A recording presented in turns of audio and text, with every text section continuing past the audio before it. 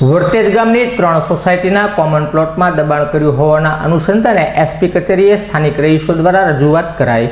Siddhivinayak society 1, 2 તથા શિવ સિદ્ધિ સોસાયટીના કોમન પ્લોટમાં પ્રોપરાઇટર તરીકે અને બિલ્ડર તરીકે કામ કરતા જયંતિભાઈ ખીમજીભાઈ બોરીચા દ્વારા દબાણ કરવામાં આવ્યું છે, જેના અનુસંધાને સ્થાનિક રહીશો દ્વારા તમામ જગ્યાઓ પર ફરિયાદ કરવામાં આવી છે। ત્યારે ફરી એક વખત એસપી કચેરી ખાતે લેખિતમાં રજૂઆત કરી આ દબાણને દૂર કરાવવાની માંગ કરી હતી।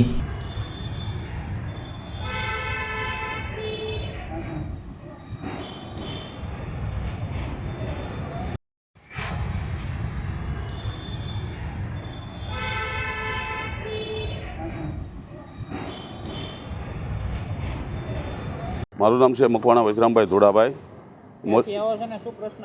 મોજે ગામ અમારું વર્તેજ છે, ભાવનગર જિલ્લા અને ભાવનગર તાલુકાનું ગામ છે વર્તેજ। નાની ખોડીની પાછળ અમારું રહેણાંક છે। તમામ અમે રહેણાંકની 3 સોસાયટી છે, સિદ્ધિવિનાયક 1, શિવ સિદ્ધિ 2, શિવ સિદ્ધિ પાર્ટ 3 અને 4। આ અમે તમામ પોતપોતાની રીતે અલગ અલગ સમયના અલગ અલગ વર્ષે મકાન લઈ અને અમે રહેણાંકને અમારું વસવાટ ધરાવીએ છીએ। પ્રશ્ન એ છે કે અમારો સંયુક્ત માલિકી યાની કે સિદ્ધિવિનાયક શિવ સિદ્ધિ પાર્ટ 1, 2, 3 એમાં તમામનો અમારો સંયુક્ત કોમન પ્લોટ હોય, જે આ કોમન પ્લોટની અંદર એક જ બિલ્ડર એવા છે જયંતિભાઈ ખીમજીભાઈ બોરીચા અને તેમના છોકરા અને એમની સાથે મળતિયા માણસો। અમને આ કોમન પ્લોટનો કોઈ પણ હક કે અધિકાર અમને ભોગવવા દેતા નથી। તેમજ અમારે રંગ પ્રસંગ જ્યારે કામ આવતા હોય આ કામને માટે અમે અવારનવાર ભાઈસારાથી અને અમે મકાન ખરીદેલ અમારા અધિકાર બાબતે વાત કરેલ તો અમારી સાથે બીજ શબ્દ વાપરેલ છે, તેમજ અમને મારવાની અને ત્યાં કોમન પ્લોટની બાજુમાં હાલવાની પણ ટાટિયા ભાંગી નાખવાની ધમકી આપેલ છે। ત્યારબાદ અમે ગામના આગેવાનો વર્તેજ ગામના કે જે ગામના માજી સરપંચ ક્ષત્રિય સમાજના અને આ આગેવાનો દ્વારા બોલાવવામાં આવેલ, પણ આવેલ મિટિંગમાં હાજર પણ રહેલ નથી।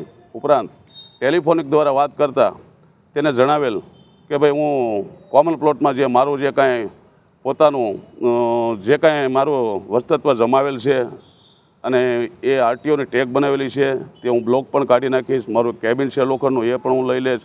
મારો એક બોર છે પાણીનો એ પણ હું કાઢી નાખીશ અને આખો કોમન પ્લોટ જે છે હું આખો સાફ કરાવીને આપી દઈશ। એવું 3 મહિના પહેલાં અમારા ગામના આગેવાનો અને અમારી સોસાયટી સાથે એ સંમત થયેલ છે અને સમાધાન થયેલ છે। તેમ છતાં આજ દિન સુધી આ કોમન પ્લોટનું એને સાફ પણ કરેલ નથી।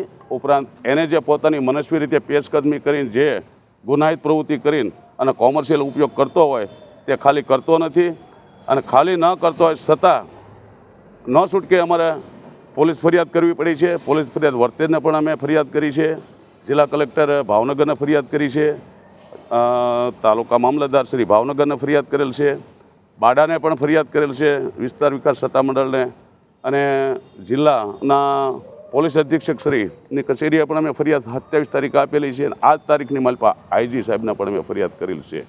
છતાં આજ સુધી એનું કોઈ પણ જાતનું અમારી ફરિયાદના અનુસંધાને કામગીરી કરેલ નથી। તો શું રાજકીય દબાણ હેઠળ છે આ લોકો અથવા કોઈ ગુંડા તત્વોની કંઈક કામ કરી રહેલા છે? પોલીસ શા માટે આ દિશામાં કોઈ તપાસ કરી નથી કે અમારી જે કંઈ સંતોષકારક જે ન્યાય મળવો જોઈએ અમને આપેલ નથી?